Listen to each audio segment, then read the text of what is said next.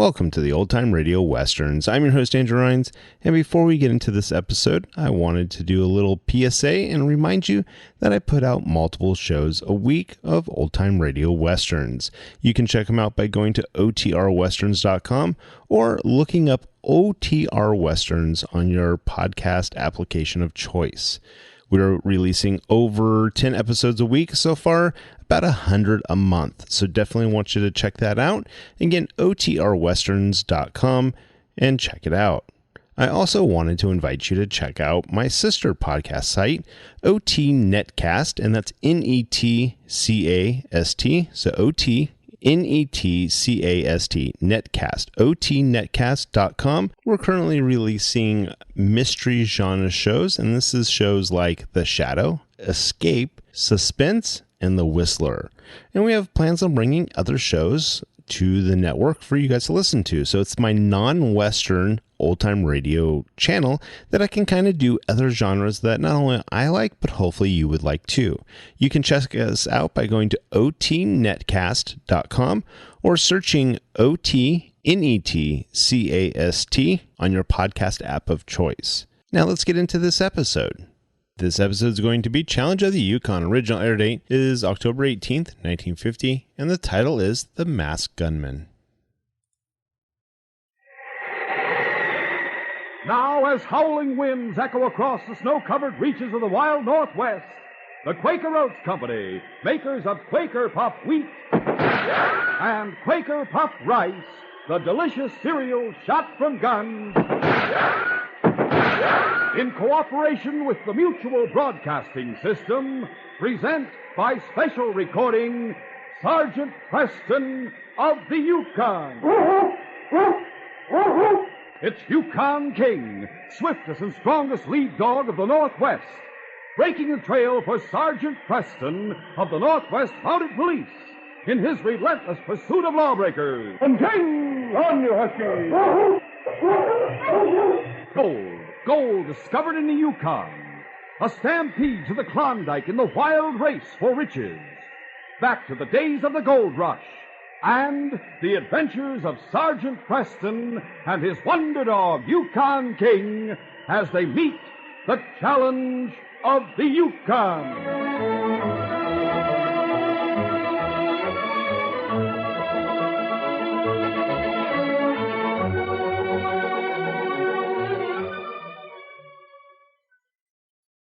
Every young woman faces the problem in her senior year of high school of what she is going to do after graduation.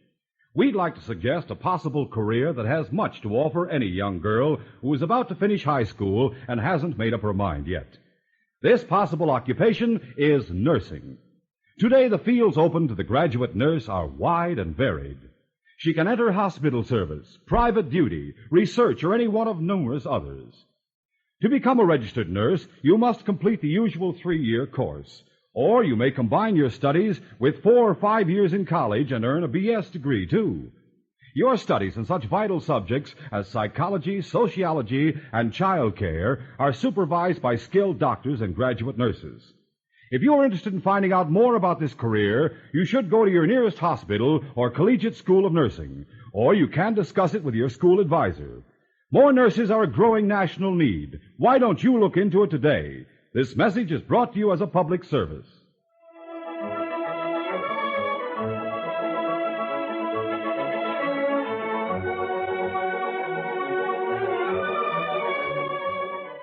For several months, the mining community of Moosehide Creek had been terrorized by a daring bandit who had become known as the Masked Gunman.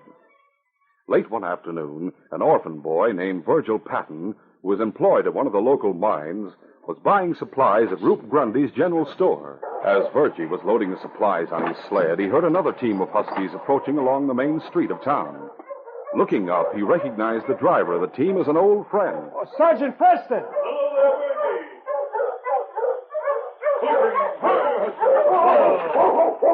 Hi there, King. How are you, old fella?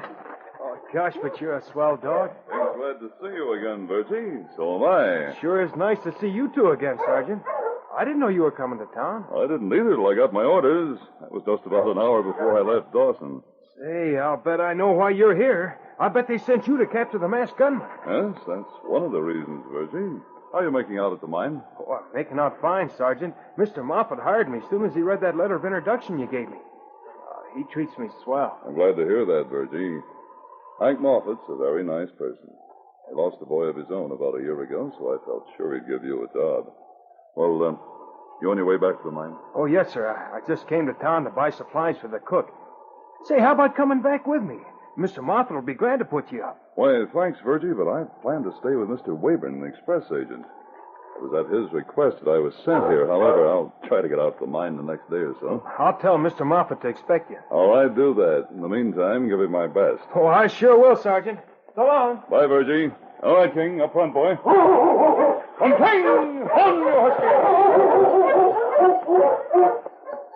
A few minutes later, the sergeant drew up before the log building that served both as express office and living quarters with Clyde Wayburn, the express agent. Come along, fella.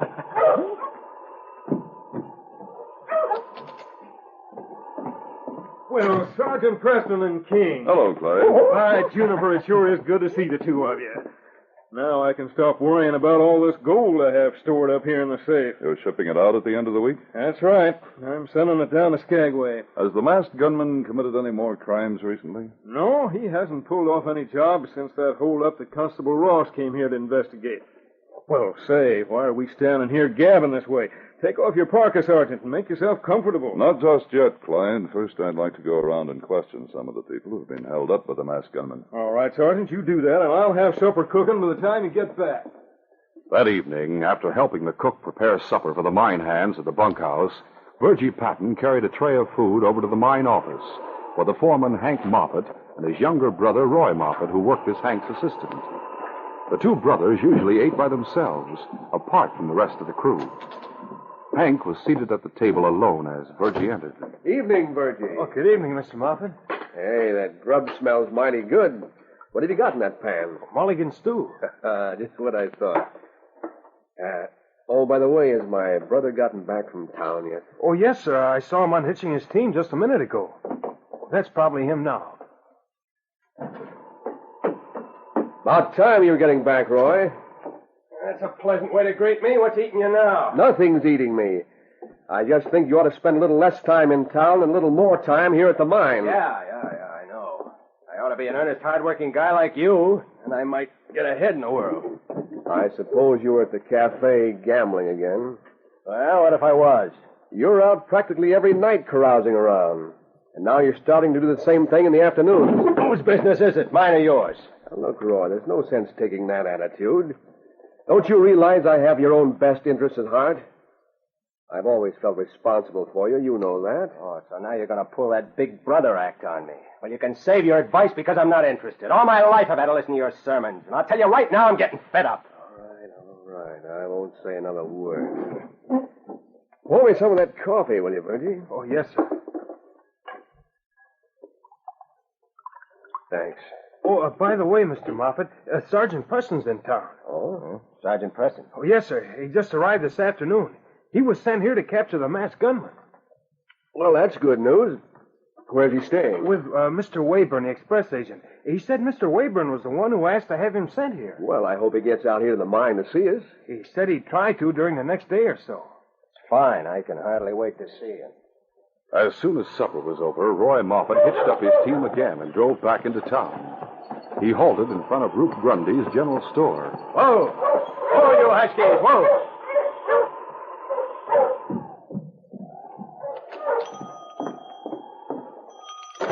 Oh, it's you, Moffat. What's up? Plenty. I just found out that Sergeant Preston's in town.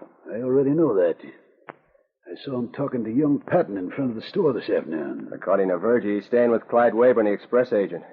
And it was Wayburn who asked to have him sent here. I figured his visit had something to do with that gold at the express office. That gold isn't the only reason he's here. He's out to get the masked gunman. You're not getting cold feet all of a sudden, are you? No, but I'm not getting stupid all of a sudden either. It's one thing to pull off a robbery when there's no chance of the police picking up my trail. But that dog of Preston's is a tracker. He can trail a man by scent. Well, what about it? What about it? Don't you realize this ruins our plan to grab that gold shipment? Listen, Moffat. I've steered you right so far, and I'm not letting you down now. I've got an idea how to get Preston out of the way. Yeah? Let's hear it. Wayburn must have sent for Preston because he was afraid the masked gunman might steal that gold shipment. You sure? That's obvious. So what? Suppose Preston were to capture the masked gunman tonight. You crazy. I'm the masked gunman. Sure. I'm not talking about you. What I mean is, suppose Preston were to capture someone he thought was the masked gunman. You mean frame someone? That's right. Preston would take him back to Dawson to stand trial. Wayburn and the express driver would be thrown off guard, thinking there was no more danger of a holdup, which would make it easy for you to grab the gold. Yeah, I see what you mean. But how can we work it? Who can we frame as a masked gunman? You don't like that brother of yours, do you? What do you think? You suppose you could go back to the mine and get me a mitten of his without him noticing what you were up to? I suppose so. Why? All right, listen. I'll tell you the plan I got in mind.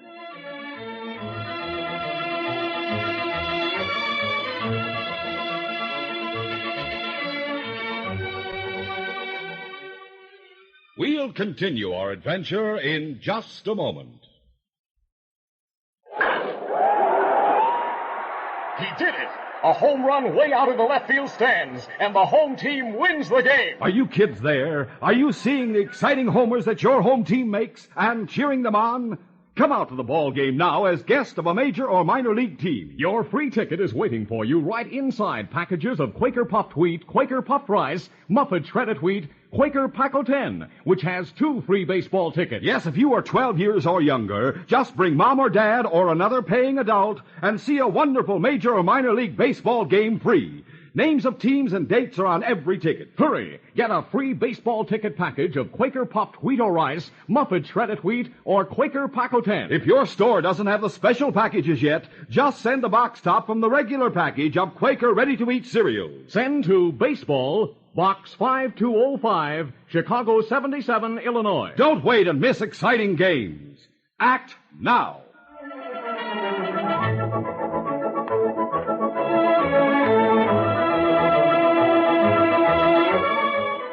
Now to continue. Sergeant Preston had come to the mining community of Moosehide Creek and was staying with Clyde Wayburn, the express agent. Late that night, they were aroused by a loud pounding on the front door of the express office. Clyde Wayburn answered the knocking and found himself looking into the excited face of... What in thunder's wrong? I've just been robbed by the masked gunman. The masked gunman. Holy mackerel. Well, don't stand there gawking. Where's Sergeant Preston? In the back room. Hey, Sergeant. Who is it, Clyde? It's Rube Grundy. He's just been held up by the masked gunman. You're right with you. Tell me all about it, Rope. The thieving skunk came pounding on my door about an hour ago. When I opened up, he put a gun on me, made me unlock the safe. Then he tied me up, grabbed all the money and gold, and made his getaway. How'd you get loose? Well, I managed to hop over to the shelf and get a hold of a knife. Took a lot of squirming, but I finally cut myself loose. Well, looks like this is your chance to catch up with the masked gunman, Sergeant. Your darn tootin' it is. The sneaking polecat made a big mistake this time. What do you mean? He accidentally dropped a mitten while he was making his getaway. Oh? I reckon that'll be enough to give King his scent, won't it, Sergeant? Should be, Rope. Let's get over to the store right away. From Rube Grundy's general store, the trail led out of town and up the creek to the mine at which Hank Moffett was foreman. King had gone directly to the door of the mine office, which Hank and Roy used as their living quarters. A short time later, after the sergeant had knocked several times, the door was opened by Hank, who was holding an oil lamp in one hand. Oh, Sergeant Preston. Hello, Hank. May we come in? Why, sure. Thanks. As the sergeant and Rube Grundy entered the office, they saw Roy Moffett standing sleepily in the doorway that led to one of the back rooms. Hi, Sergeant. Hello, Roy. Hello, Rope. Hello. I reckon you two aren't paying social calls at this time of night. What's up? Do you recognize this mitten? Why, sure, it's mine. I said, then you must be the masked gunman. I thought his voice sounded familiar. What in blazes are you talking about? Don't pull that innocent stuff on me, Hank Moffett. Rope was held up tonight by the masked gunman. The bandit accidentally dropped this mitten while he was making his getaway. Great Scott. King got the scent from the mitten, and the trail led here. Well, I can explain that. And so can Roop. I was at the store tonight. You're darn tootin' you were. Wearing a mask and carrying a gun. That's a lie, Roop. What were you doing at the store? Well, Roop came around to the mine office tonight about 11 o'clock. What's that? You heard me. You said Roy got into a fight in front of the store and was knocked out. You wanted me to come and get him, so I went back to the store with you. But when we got there, Roy wasn't there. You said he must have come to and left, so I came back to the mine. I'll be hanged if that's not the craziest story I ever heard. You saying it never happened? I certainly am. He's making the whole thing up to explain why King was able to follow his scent. Roy, did you get into a fight tonight in front of Rube Grundy's store? No, I was at the cafe all evening. I see. You remember dropping this mitten at the store, Hank? No, I don't. Matter of fact, when Roop came and got me, I could only find one of my bearskin mittens, so I wore another pair. Still trying to bluff your way out, huh? Now, look here, Sergeant. Are you going to believe his crazy accusations? Frankly, I don't know what to believe, Hank. Do you have any objection if I search this place? No, none at all. Go ahead and search all you like. The sergeant began by searching the outer office. Then he went into Hank's room. A few minutes later, he emerged carrying a large sack in one hand. Ever seen this sack before, Hank? Well, no. I never laid eyes on it before. Well, by thunder, I've seen it before. That's the sack the masked gunman used for the money and gold after he cleaned out my safe. What's that? Where in blazes did you find it, Sergeant? Under your bunk. Under my bunk. What's in it? Gold dust, paper currency, a Colt 45, and a black mask. Holy mackerel. You thieving polecat. I reckon this proves you're the masked gunman. Sergeant, so help me, I swear I don't know how that sack got into my room. I'm sorry, Hank, but the evidence is all against you. I'm placing you under arrest in the name of the Crown.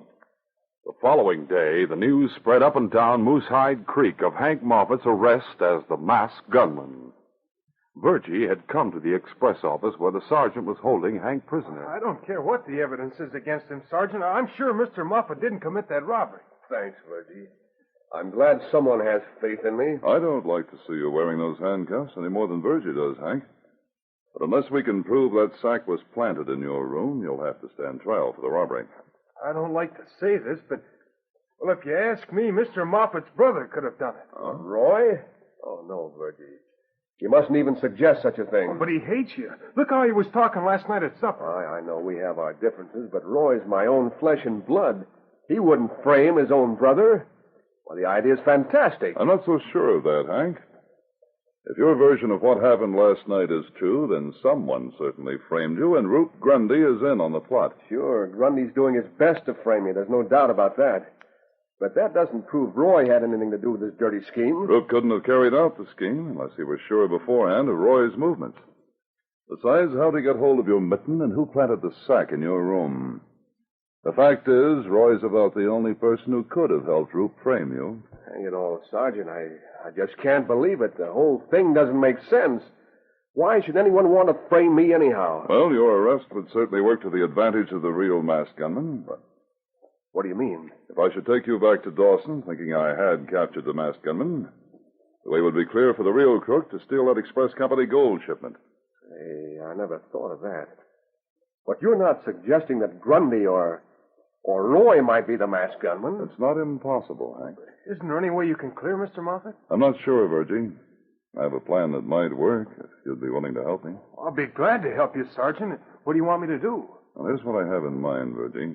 I'm going to give you this whistle of mine. The sergeant explained his plan, and Virgie listened eagerly. When he'd received his instructions, he went back to the mine. Early that afternoon, the sergeant prepared to start back to Dawson with his prisoner. A crowd gathered in front of the express office to see them off. Where are you taking Hank, Sergeant? Back to Dawson to stand trial. I sure never suspected that Hank Moffat was the masked gunman. Neither did anyone else. It's plenty slick, all right, the way he pulled off all those robberies. But it didn't take Sergeant Preston long to catch up with him. That's right. All right, King, up front, boy. Line the team. On King! On, you husky!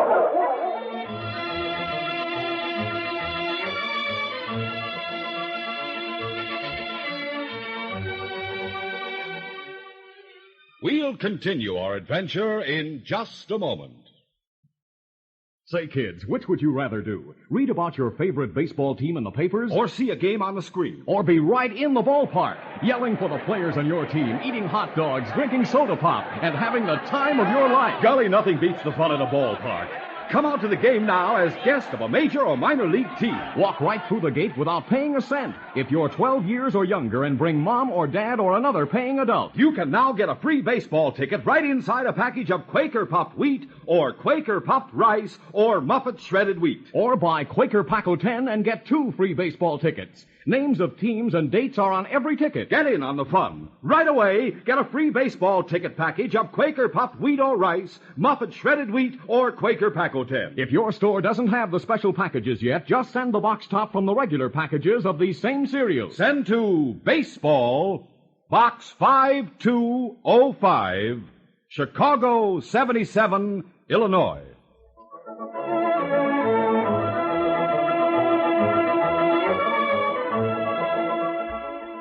Now to continue.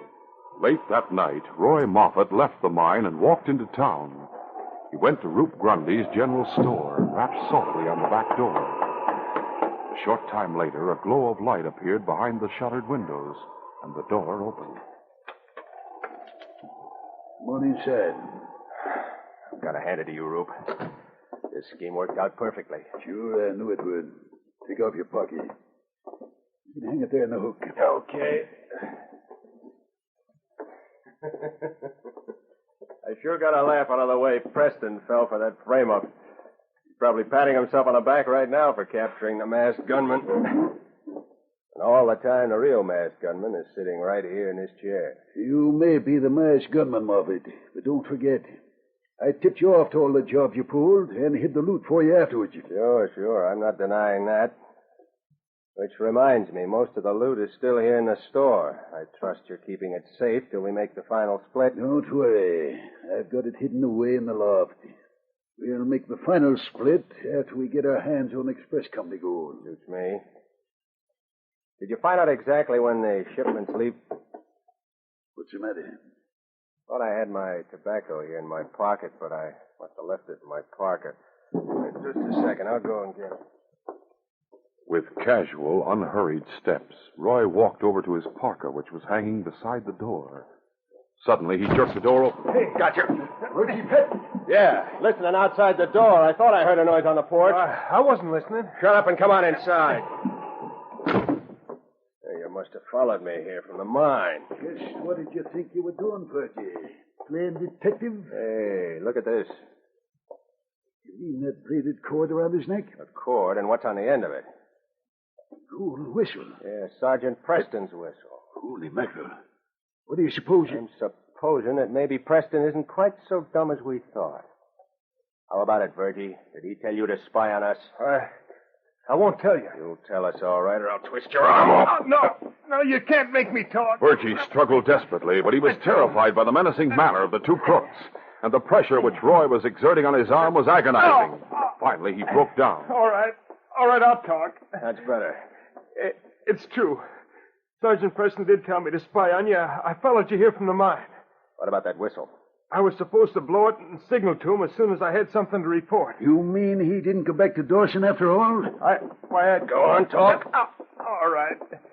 No, he didn't go back to Dawson. He's hiding up in the hills somewhere near Devil's Jaw. I was supposed to go there to signal him. Right, Thunder, we're really in a mess. The kid heard everything we said. If we kill him, Preston will suspect who did it. Looks like we'll have to take care of Preston and the kid both. Come on, get your parka. We're going out to Devil's Draw. A short time later, the two crooks arrived at Devil's Draw. After hiding their team in a clump of trees some distance away, they forced Virgie to stand in the open, while they themselves ducked down behind a group of large boulders, with their guns drawn and ready to fire. Then Roy gave the order for the signaling. All right, Virgie, blow that whistle. And remember, when Preston shows up, don't try warning him away before he gets in range. Because if you do, you'll get a bullet right in the back. All right, blow. Virgie gave a shrill blast on the whistle. As the sound died away, the two crooks settled down tensely to await the result. Minute after minute dragged by. And then suddenly, they caught sight of two figures picking their way down the moonlit slope. Here he comes now. Who's that with him? Must be Hank. We'll have to get rid of him, too. You plug him and I'll plug Preston. Scarcely daring to breathe, the crooks waited for their victims to come within range. Finally, Roy whispered. All right. Close enough. Let's gun him down. But as the two crooks took aim, they heard a sudden rustle in the underbrush nearby. Hey, what's that? A split second later, a snarling dog hurtled out of the underbrush. Look out, it's the dog! Help me! The group went down beneath King's savage onslaught. But Roy pulled himself free of the struggling pair and turned his gun on King. I'll get him. In his excitement, Roy had exposed himself above the boulders, and the sergeant had drilled him instantly. Help me! Get this dog away from me! Call him off! Good work, King. Hold him till I get there, boy. A few moments later, the sergeant reached the spot, and after picking up the crook's guns, he handcuffed Roop Grundy. Roy was unconscious from the shock of his wound, but he soon came to when the sergeant applied first aid. Where in blazes did that dog of yours come from, Preston? I suspected we might be walking into trouble, so I sent King on ahead to scout. Hey, don't shabby. What made you suspect trouble? The signal that Virgie blew on the whistle? Signal? What do you mean? He was supposed to call you by blowing on it, wasn't he? Yes, by blowing 3 short blasts. That was the come-ahead signal we agreed on. Instead, he blew 1 long blast. So naturally, I knew something was wrong. Oh, all the rotten luck. Virgie, they captured you, huh? Oh, yes, sir. And then your brother twisted my arm and made me tell why I was spying on him and why I had the sergeant's whistle. Well, Roy, I still can't understand what made you turn this way. And to think you were ready to commit murder just now. Shut up. That will do. Did you find out anything before they caught you, Virgie? Oh, I'll say I did, Sergeant. Roy is the real masked gunman, and Roop Grundy gave him the tip-off on all the jobs he pulled. Most of the loot is hidden up in the loft at the store. Good work, Virgie. Well, Hank, this puts you in the clear. But without Virgie's help, you might have gone to prison. Yes, don't think I don't realize that. Virgie, I reckon you know I lost a boy about your age. Never thought I'd find anyone to take his place, but... Well, how would you like it if I were to adopt you as my son? What? Golly, but that'd be swell, Mr. Moffat. No more of that Mr. Moffat stuff now, Virgie. From now on, you call me Dad. Okay, Dad. Okay. The masked gunman and his confederate are captured, and Virgie has a new father. All of which means that this case is closed.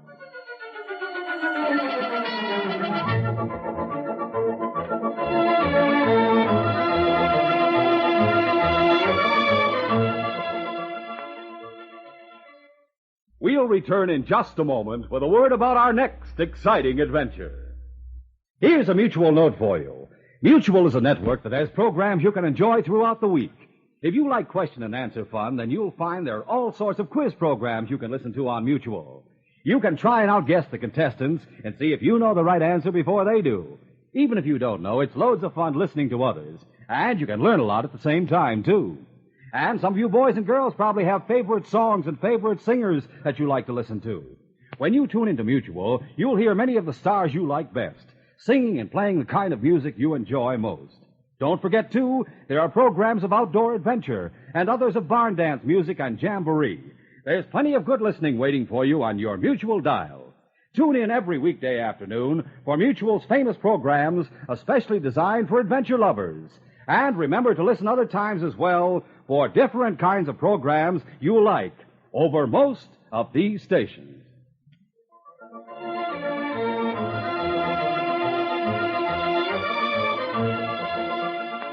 Two men are driving through a blizzard toward the ghost town on Midas Creek. Oh there. How's the young one on the sled? They're still passed out. What do we do with him? Get rid of him. He'll take the blame for the robbery. Where do we get rid of him? The old mine. It's deep and dark and deserted. They'll never find him there. March! But Sergeant Preston is heading for Midas Creek as well, and murder rides the trail ahead of him. What new dangers will he meet in that strange and lonely ghost town? Don't miss this next exciting adventure.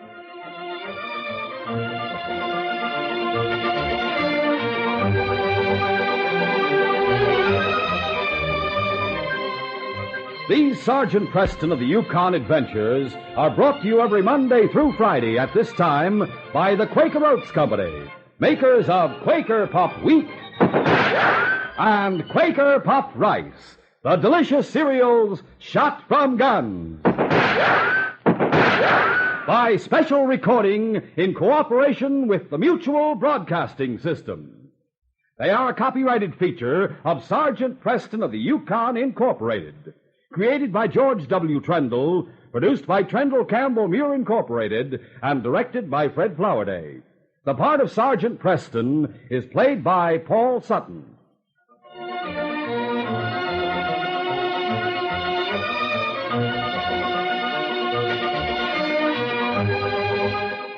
This is J. Michael wishing you goodbye, good luck, and good health from Quaker Puffed Wheat and Quaker Puffed Rice. So long. This is Mutual, Radio Network for all America.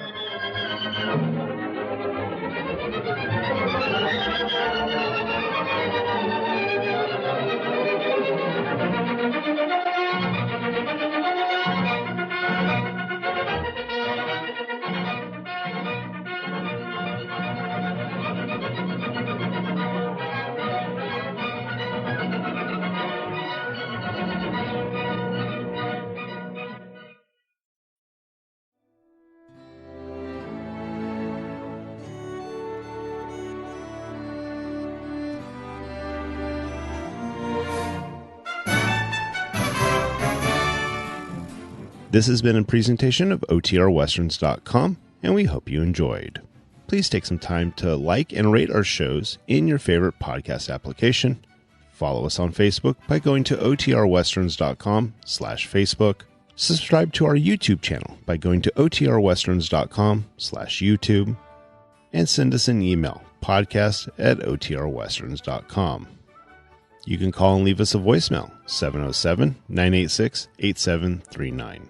This episode is copyright under the Attribution Non-Commercial Share-alike copyright. For more information, go to OTRWesterns.com/copyright. Have a great day, and thanks for listening.